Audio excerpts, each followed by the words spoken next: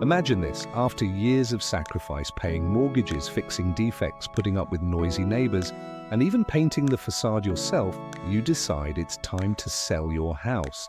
You put it on the market, find a buyer, receive a spectacular offer, and just when you think you're finally about to enjoy the profits, the government appears with an outstretched hand.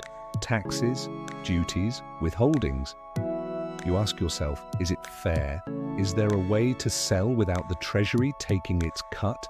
Today, we're going to answer that big question.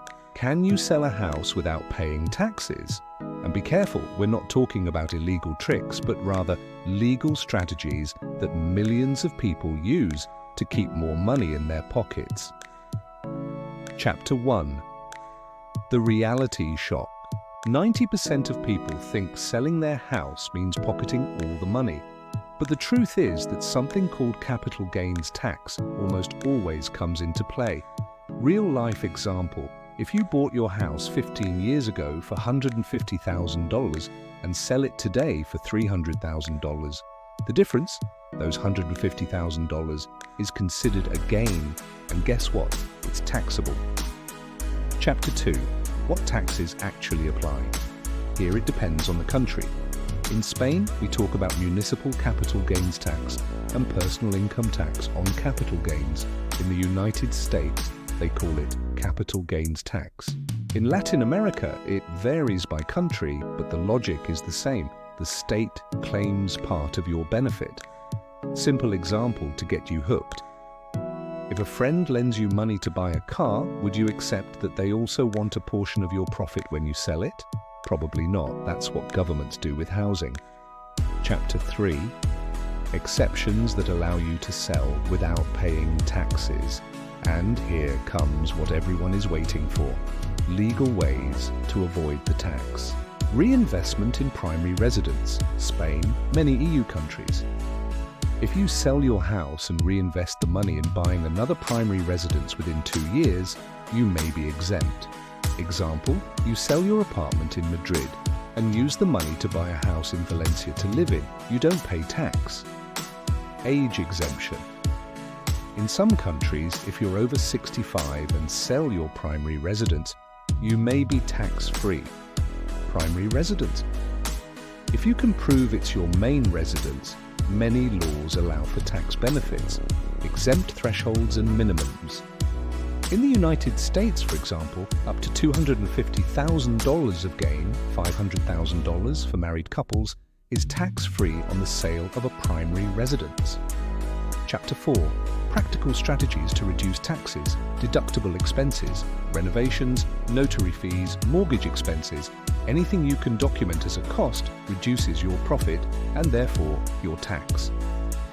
Living donations. In some cases, donating rather than selling can be more tax efficient. Estate planning. Getting advice before selling can save you thousands. A close example. Anna sold her apartment in Barcelona. She saved all the renovation invoices and managed to reduce her taxable income by $20,000. This meant paying $4,000 less in taxes. Chapter 5. What the banks and the government don't tell you. Here we enter critical storytelling. The system is designed so that the average citizen loses part of their income because no one educates us about taxation. The difference is between those who accept the first figure and those who seek advice, plan, and seek legal alternatives. Chapter 6.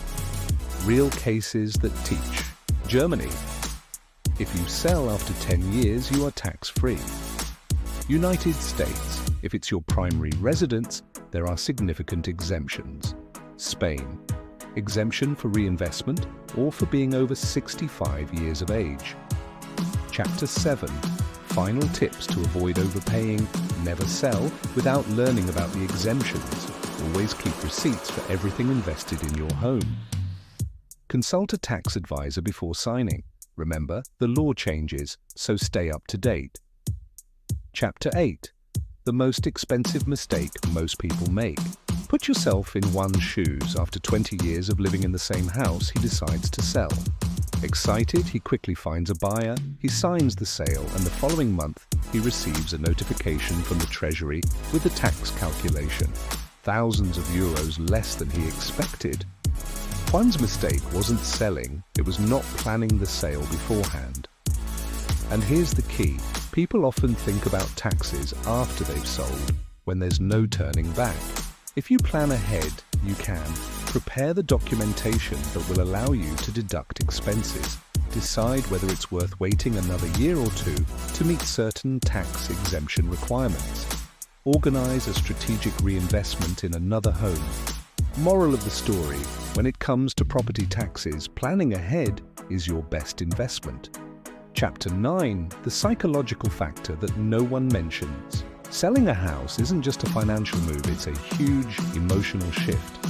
Your home is where your children grew up, where you celebrated your birthdays, where you keep your memories.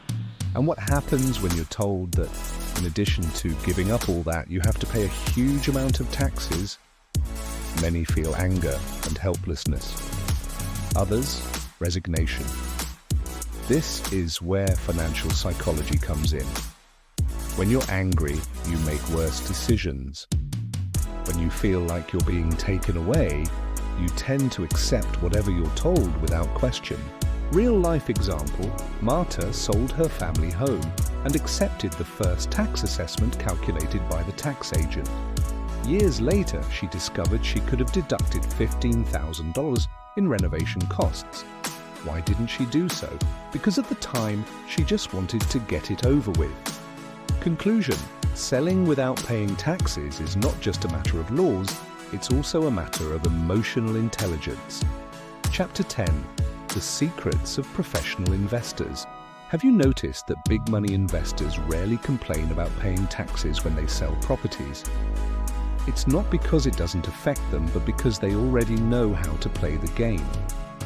Some of their strategies: buying properties with tax relief in mind from the outset, using holding companies to defer taxes, taking advantage of loopholes or international double taxation treaties, systematically reinvesting in new projects to postpone payments.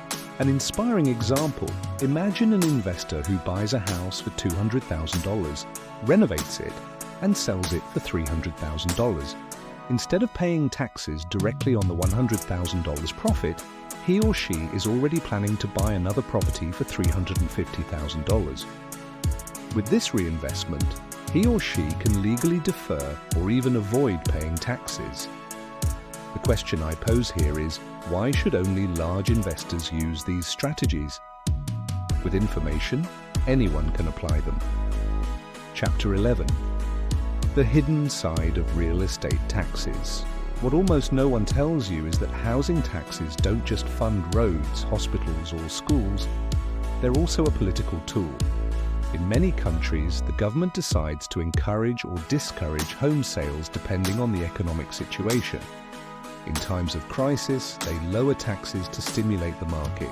In times of bubble, they raise them to curb speculation. A historical example: in 2008, after the foreclosure crisis in the United States, temporary exemptions were created for those who sold homes in bankruptcy. This means that what is an obligation today can become an opportunity tomorrow. Conclusion: if you understand that taxes are also a political game, you'll be better able to read when it's time to sell and when it's not. Chapter 12. The opportunity that few take advantage of. Many people see taxes as an enemy, but what if I told you they can become your ally? If you plan well, selling a house without paying taxes can free up capital that will allow you to buy your dream home, invest in a small business, finance your children's education, or even retire early. A final example to leave a mark: Pedro and Lucia sold their apartment in Madrid for a profit of $180,000.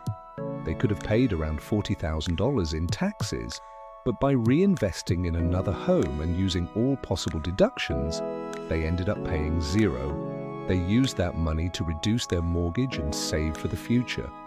Today, while others continue to pay their mortgages, they enjoy a much more peaceful life. Selling your house without paying taxes isn't a dream. It's a real possibility if you know how. And most importantly, you don't need to be a millionaire or have expensive lawyers, just information, planning, and determination. Don't let ignorance cost you tens of thousands of euros. Get informed, plan ahead, and use the law to your advantage. Because the real mistake isn't paying taxes, it's overpaying because you didn't know how to avoid them. And remember, financial knowledge doesn't just save you money, it gives you freedom.